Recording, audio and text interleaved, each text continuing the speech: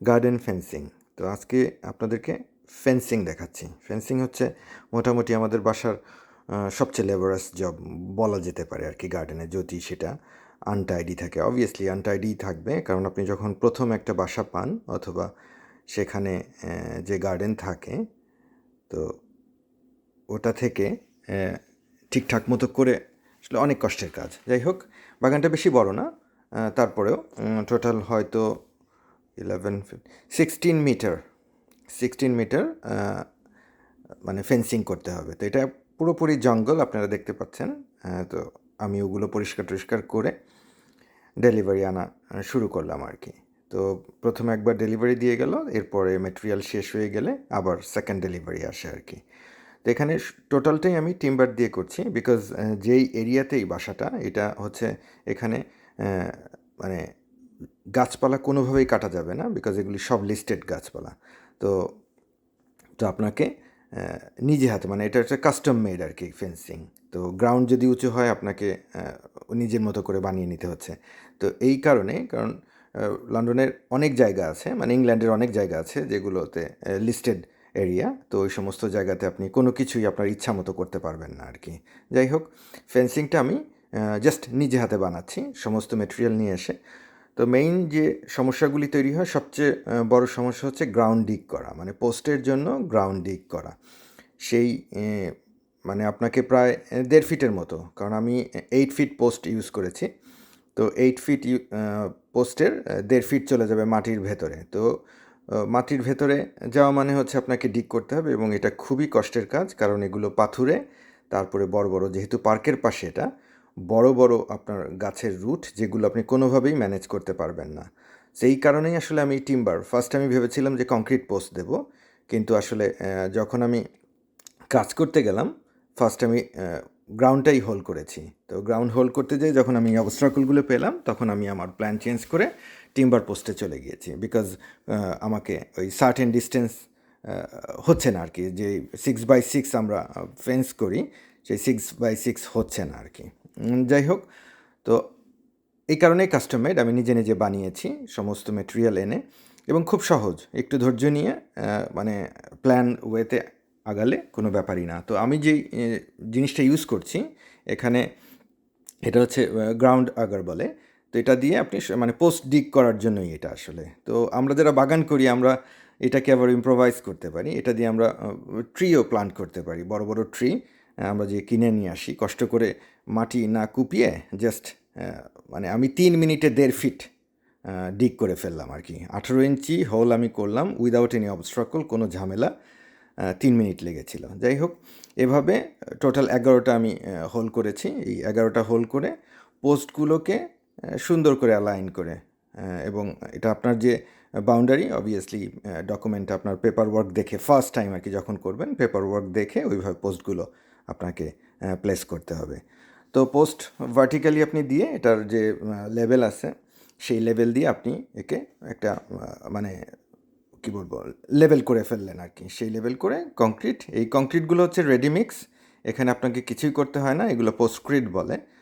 Ground মানে পোস্টের জন্য এগুলো ব্যবহার করা হয়, খুবই ইউজার ফ্রেন্ডলি। আপনি জাস্ট ব্যাগটা, এবং প্রত্যেকটা হোলের জন্য আপনি যদি 1.5 ফিট গর্ত করেন, তাহলে হোলটা পুরোপুরি ভরে যায় এই 20 কিলো যে পোস্টক্রিট আছে। তো প্রত্যেকটা পোস্টের জন্য 1 ব্যাগ আর কি, এভাবেই আমি করেছি। ও পোস্টটাকে অবশ্যই, যেহেতু টিম্বার পোস্ট, এটা মাটির নিচে চলে যাবে, কংক্রিটের ভেতরে থাকবে। তো পোস্টের নিচের অংশটা আমি পেইন্ট করে দিয়েছি। সেই পেইন্টটা হচ্ছে টার বেসড আর কি, যে আমরা টারমার্কে যেই কালারটা দেখি ওইটাই আর কি, মেল্ট পেইন্ট ফর্মেটে পাওয়া যায় আর কি। তো নিচের প্রায় 2 ফিটের মতো আপনি পেইন্ট করে দিলেন। হয়তো আগের পোস্টটা, এই বাসাটা যখন তৈরি হয়েছিল 2007-এ, সো 2007-এ ওরা ফেন্সিং করেছিল, এখন আমি করলাম হচ্ছে 2021-এ।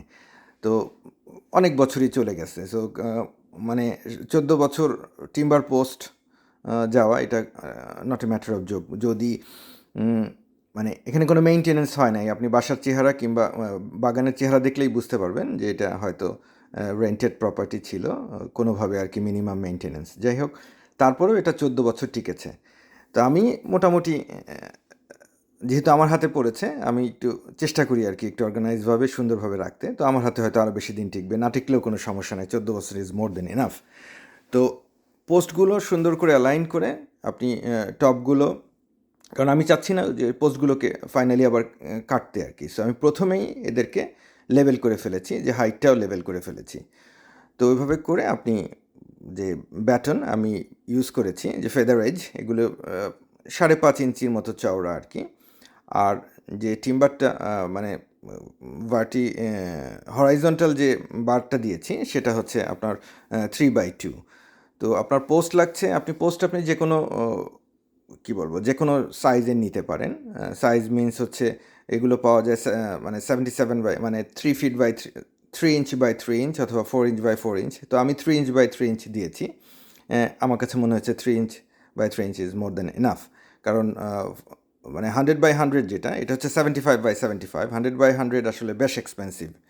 তো যাই হোক, এবং আমি যেই কয়টা দরকার ছিল সেই কয়টা আমি আসলে ওদের ওখানে স্টক ছিল না, তো আমার এটা আর্জেন্টলি করতে হয়েছে, যার জন্য আমি মানে যা পেয়েছি অ্যাভেলেবল সেগুলো দিয়েই করেছি।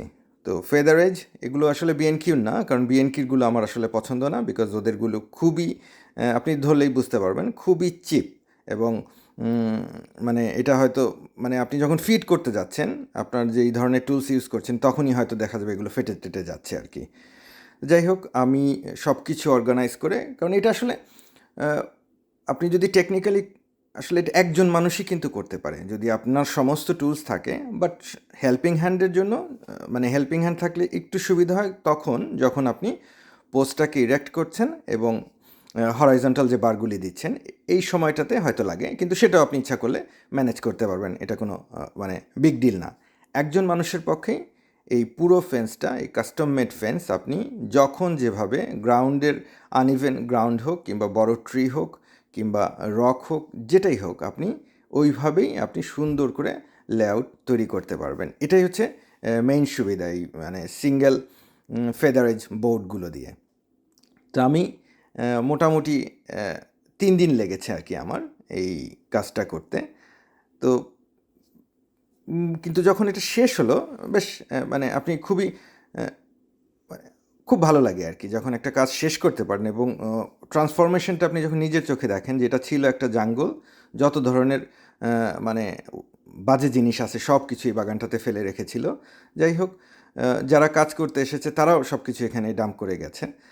তো এই হচ্ছে আমাদের মানে অবস্থা আর কি। তো আমি সব কিছু পরিষ্কার করে মোটামুটি রেডি করে কাজ শুরু করলাম, এবং একটা পর্যায়ে যেয়ে মোটামুটি সব শেষ হয়ে গেল, এবং শেষে খুবই ভালো লেগেছে আর কি। যাই হোক, বোর্ডগুলো আপনি বসাবেন এবং এটা ওভারল্যাপ করতে হবে, যেহেতু আমি 5.5 ইঞ্চি বলেছি, তো দেখা যাচ্ছে যে 1/2 ইঞ্চির মতো সবসময় এটা ওভারল্যাপ হবে। তো আমি চেষ্টা করি, যেহেতু আমি একা একা করি, একা একা কাজ করতে গেলে আপনার যেহেতু হেল্পিং হ্যান্ড আছে, বাট আমি একা একাই করেছি আর কি, অনেক রিজন। তো এই ফার্স্ট ফিক্স যে মানে আপনার যে নেইল গান যেটা, সেটা দিয়ে আমি শুধু এটা দিয়ে সিকিউর করি আর কি, সিকিউর করি। এরপরে আপনি মানে যে নেইল দিয়েও আপনি করতে পারেন, কিন্তু আমি আসলে নেইলের পক্ষে ছিলাম না, বিকজ নেইলটা হচ্ছে দীর্ঘ সময়ে যখন বাতাসে ভাইব্রেশন হয়, তারপরে এটা উড আপনার হয় কি বলে, এক্সপ্যান্ড করে, ড্রাই হয়, তো তখন এই নেইলগুলো খুলে চলে আসে বাতাসে। তো আমি এটা স্ক্রু ইউজ করেছি, ওয়েদার প্রুফ স্ক্রু করেছি। এবং মানে যেহেতু এটা একটা পার্ক এরিয়া, এবং পার্ক এরিয়ার পাশে, তো এখানে আসলে প্রচণ্ড পরিমাণে মানে মানে কী বলবো, পাতা পড়ে, এবং অনেক ঠান্ডা, মানে বৃষ্টি টিষ্টি একটা মানে ঝামেলার আর কি, সারা বছরই বৃষ্টি। তো এই কারণে যতটা সম্ভব সিকিউর করার চেষ্টা করেছি। এবং ফিউচার প্ল্যান হিসেবে আমি এখানে, কারণ নেক্সট যে গার্ডেনটা সেটাও হয়তো একসময় আমাকেই করতে হবে আর কি, তো এই কারণে আমি এখানে একটা অ্যাক্সেস রাখার জন্য একটা গেটও বানিয়ে গেটের স্ট্রাকচার রেডি করে রেখেছি, যেহেতু পরবর্তীতে আমাকে যখন গেট বানাতে হবে, জাস্ট এই ব্যাটনগুলো কেটে দিলেই, হিঞ্জ লাগিয়ে কেটে দিলেই এটা একটা গেট হয়ে যাবে, সুন্দর অ্যাক্সেসেবল। তো এটা হচ্ছে গার্ডেন মানে স্ট্রাকচার বানানোর পরে পেছনের স্ট্রাকচারটা এই হচ্ছে, এভাবে আসলে আমরা করি। এখন যে গার্ডেনটা আপনারা দেখবেন, এটা হচ্ছে এর নেক্সট ডোর গার্ডেন। হোপফুলি এটাও হয়তো এই বছরই আমাকেই করতে হবে। খুবই সুন্দর একটা জায়গা, বাট যেহেতু এটা মানে খুব ময়লা হয়ে আছে, ওভারগ্রোন আপনার সমস্ত কিছু, যার জন্য অতটা আপনি বুঝতে পারছেন না। খুবই সুন্দর এরিয়া, বাট যখন রেডি হবে এটা হবে হচ্ছে আমার একটা প্রাইভেট গার্ডেন আর কি, যেখানে আমি আমার বাসার বাইরে আর একটা কাইন্ড অফ অ্যালটমেন্ট। তো যে কোনো মানুষের পক্ষেই ফেন্স করা সম্ভব, খুবই সহজ। ধন্যবাদ সবাইকে।